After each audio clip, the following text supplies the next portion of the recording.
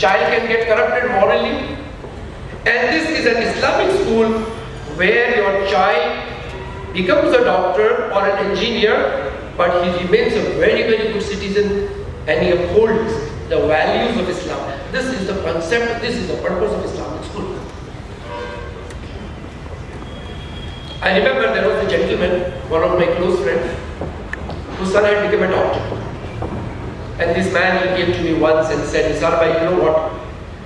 I have spent lakhs of rupees to make my son a doctor. And there was times I had to even sell off the jewelry of my wife because the exhibition is very expensive. He had to go to hostel and other expenditure. He was telling me that he has spent a lot of money on his son to become a doctor, and he says, my ambition is fulfilled. My son is graduated, but he is not educated. My son is graduated, but he is not educated. So he is not happy that his son became a doctor. Not because that the son has not become a doctor, but because the son failed to be a good son. And so when we have an Islamic school, we have a parallel curriculum.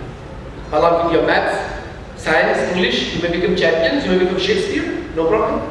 Wonderful writers, you may investigate some, you may find out or make something faster than a rocket. Alhamdulillah, everything is okay. In your grave, the angels, the Munkar Nakir, are going to come and question your child. They are not going to ask you, show me your arithmetic grades. Let's see how much of science you know. They are going to see your character, what you did, and what you are carrying along with you. That's why we don't bury in the chute of the dead people their arithmetics and their schools and college grades and the work certificates and the merit certificates and the trophies and all the medals that you won in sports and education and elocutions. No. What they take? They take what he has given.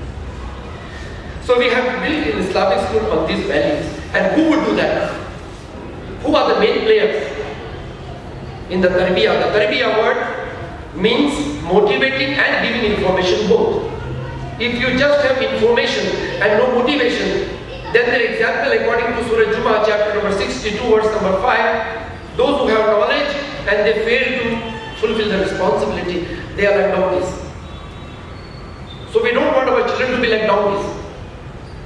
They may have good knowledge of Islam, Quran, Hadith. Today we have Islam everywhere. We have Islam on social networking sites. We have Islam on our mobiles. We have Islam in the lectures, on YouTubes and Facebooks, in our libraries. We have Islam everywhere, except in our lives. That is, Islam is lacking there. We don't find Islam there.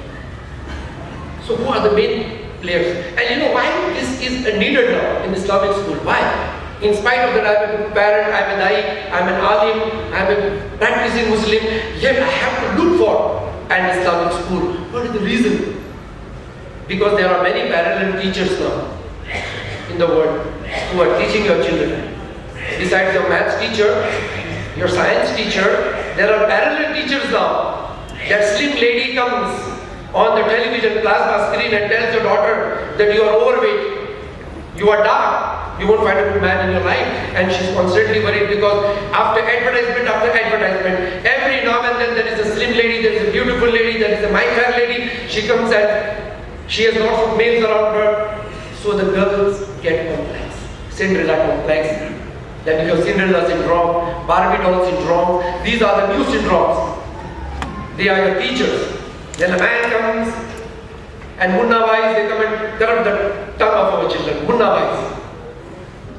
They come and teach our child how to talk. Hey, Zara, kya karta hai re? He scored 80 marks in Urdu, chased Urdu, tapne bhi Urdu, but when he talks to his friends, he is rude, he is cruel, he speaks like those munna-wise and dabang-wise and all those wise. Why does it happen? They are the teachers. They are the teachers, and there are some thousands types of variety of teachers. There can be a special workshop on different types of teachers who are out to corrupt our children. So, besides parenting, we need a parallel parenting also. Because at home I am busy in my office, and when I come back I am tired, and my son is also tired from school. My wife is also doesn't know much.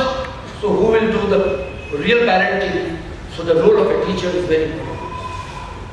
Teacher is a parallel parent in campus. She is a parallel, she or he.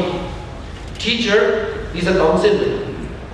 In my school days, there was a teacher, Mrs. Futat. She was a Roman Catholic missionary. And in our class there were 60 students, 60. She knew the name of each and every student. And she knew the background of the child, each and every child. You that, Abdul, you don't cut your nails, huh? I tell your mother. You are always sleeping in the class. Do you sleep late at home? So she knew the background of the performance of the child besides the curriculum. She was not interested. The child gets 90 out of 195. She is not interested in that. She is watching the child. Each and every child in the class, the clothes are not ironed. Your hair are shabby. Your hair is shabby. Your shoes are dusty. And she used to groom the personality. And today, I had in my life 120 teachers, but I remember that teacher because of the important lessons that she taught me, which was nowhere in my school textbooks. And she was not even paid for that. This is a real teacher. And that is what an ideal teacher, a Muslim teacher, an Islamic teacher should be. And that is why we put our children in an Islamic school.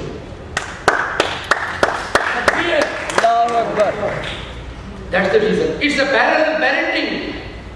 Teaching is a parallel parenting. People trust their children to us 7 hours a day.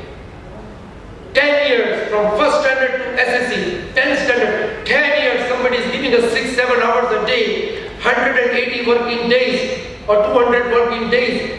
That goes around 1200 working hours per year.